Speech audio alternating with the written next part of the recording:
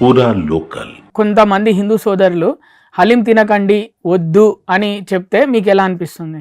నవ్వొస్తుంది sir. అది చాలా కామెడీగా కనిపిస్తుంది. ఎందుకు? ఎందుకోసము అంటే హిందువులు ఎవరు మాంసం తినకూడదు అంతేనా వాదన?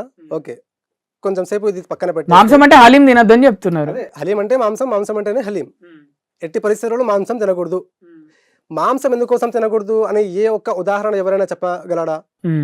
మాంసం ఎందుకోసం తినకూడదు అంటే దాంట్లో కాదు, సనాతన ధర్మంలో లేదని ఇలా చెప్తున్నారా? అది మనం తెలుసుకోవాలి.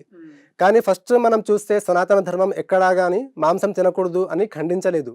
తినేవాళ్ళు తినండి, అవసరం లేని వాళ్ళు తినకండి అని పర్మిషన్ ఇచ్చింది. సనాతన ధర్మము, సనాతన ధర్మము, హిందూ ధర్మము, హిందూ ధర్మము అని పేరుని వాడుకొని ప్రజలను మోసం చేసి మన బిజినెస్ని మనం డెవలప్ చేసుకుంటున్నాము. అలా మనము ఒకరి వస్తువులను ఒకరు యూజ్ చేసుకోకూడదు అంటే, కాషాయ రంగులో ఉంది అని ముస్లింలు టమాటాలు కొనకూడదు. అది జరిగే పనేనా? అది అవుతుందా? పచ్చా రంగు ఎవరిది అంటే ముస్లింలది. అలాంటప్పుడు ఆకు కూరగాయలు హిందువులు తినకూడదు. జరిగే పనేనా? అది జరగదు కదా. మరి ఈ జరగని పనులను మీరు పట్టుకొని అది మీరు చేయకండి, ఇది మీరు చేయకండి అని ఎందుకోసమని ప్రజలకు బలవంతంగా ఈ దౌర్జన్యాన్ని రుబ్బుతున్నారు? అంటే ఎవరి ఇష్టం, అంటే వాళ్ళ ఇష్టం, అది వారి ఇష్టం. మనం స్పెషల్ గా చెప్పనవసరం లేదు సార్.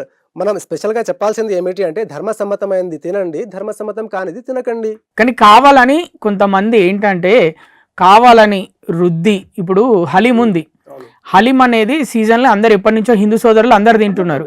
కాకపోతే ఈ టైంలోనే కొంతమంది హిందువులు హలీం తినొద్దని చెప్తున్నారు.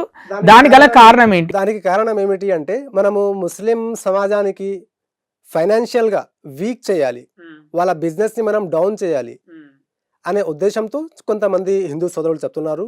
అయినా కానీ చాలా మంది హిందూ సోదరులు పెద్ద పెద్ద హోటల్స్ కి వెళ్తున్నారు, చిన్న చిన్న కొట్టుల్లో కూడా ఆ హలీంని కొనుక్కుంటున్నారు, తింటున్నారు.